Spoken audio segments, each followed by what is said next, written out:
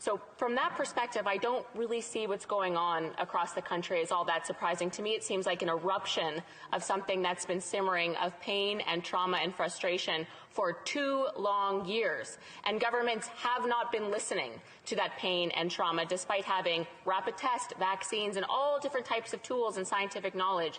Governments have repeatedly relied on harsh lockdown measures and divisive mandates to control this virus. Meanwhile, we are seeing a Prime Minister who today got up in the House and again othered Canadians who don't agree with him. This is a man for 6 years said diversity is our strength, but if anybody doesn't agree with everything he says, you're in the bad books and you don't get a chance to be heard. You don't have a right to be heard. And again, last week I brought to the floor of the House of Commons remarks he had said during that $600 million unnecessary election.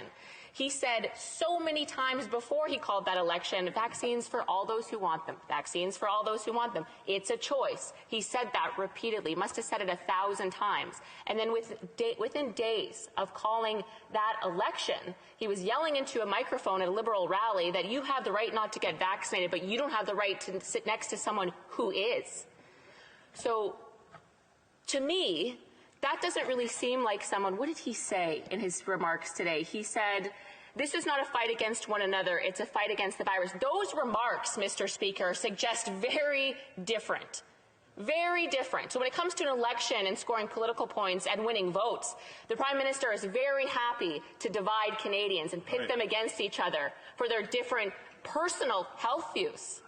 I, for one, am sick and tired of seeing politicians use this as an evil wedge tool to rip Canadian families apart. I can't tell you how much anger and tears I saw in the last election. That was 6 months ago.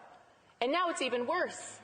Neighbors won't talk to each other. I mean, Christmas family dinners. I mean, even if there wasn't lockdowns during Christmas, it's almost a nightmare to get families in the same room now. If there's one person who doesn't share their views, I mean, it's a nightmare. Colleagues at work. Again, last week I shared the story of a social worker, a young mom I met during the pandemic on her front step. She was sharing with me a story that she got Hero of the Year award last year. And this year, she had gone above and beyond to help people during a pandemic. Before there was vaccines, she stepped up, Hero of the Year at her job. And now she said no one would talk to her and she was going to get fired because of one personal health choice that she made. As much as others tried, there was no convincing this woman otherwise. And I don't know how public health officials and public officials get behind policies that do that to Canadians.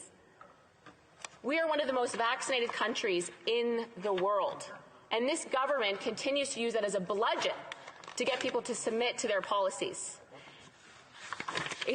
I've never thought that entering politics 2.5 years ago at a federal level, we would see a government that was so keen to divide Canadians on something so deeply personal. And as I've said before, and I'll say it again, I denounce any hateful and violent act outside. Whoever is up to no good, who's ever up to that kind of mischief and that kind of hateful rhetoric and those actions, shame on you. But what I'm seeing across the country is people mobilizing because their governments have not listened to them for 2 years. They've been experiencing trauma for 2 years, and no one is listening to them. And so what choice do they have left? These people have all emailed their MPs. They've called them. They've been turned down by their MPs. I'm sure there's members of the public from Papineau, from the Prime Minister's riding, who've reached out, who have a different perspective on this, who've been traumatized and fired from their jobs for a personal health choice. There are millions of Canadians, millions of them, that have been deeply ostracized from society. And when you don't listen to those people, they mobilize. And we've seen protests across this country for over a century. And rightfully so, we have the right to peacefully protest. And I would ask the protesters outside that they do their best and stay vigilant to stay peaceful. But we are seeing other governments around the world step up with lower vaccination rates and say, look, we hear you, you've been traumatized, we're moving forward. Here's the deadline. This is the plan. No more mandates, no more masks, no more distancing. You can travel, you can live your life, you can hug each other again. Here's the date. This is the plan. Here's the thresholds. None of that in Canada. Absolutely none of that from the Prime Minister. People have been traumatized and they're mobilizing because they need some hope. They need somebody in this House of privilege to come down from our ivory towers and say, okay, little people, we hear you. So sorry we've traumatized you for 2 years. we're going to step up and we're going to give you some hope. Here's a deadline. The member opposite is laughing. The people in this House are incredibly privileged. That member has kept his job.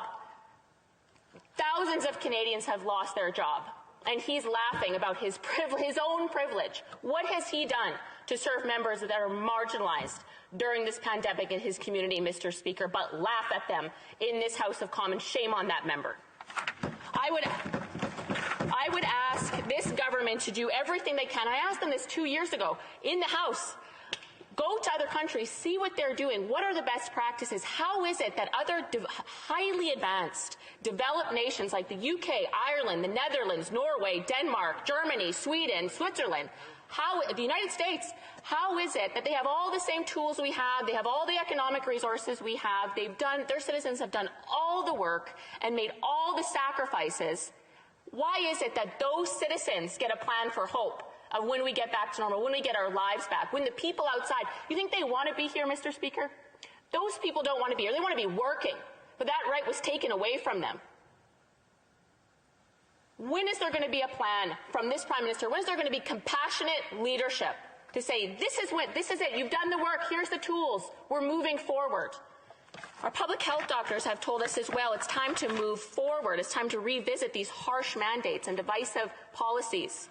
Mr. Speaker, I will just end on this. I'm very passionate about this. I think we all are from our different perspectives. But I will say I will continue to be a bridge builder, to reach out, to try to understand where others are coming from. And it would just be incredible if we could see members of the Liberal Party, the Prime Minister, do the same. Time to build a bridge, Mr. Speaker. And comments, questions et commentaires. The honourable member for Halifax.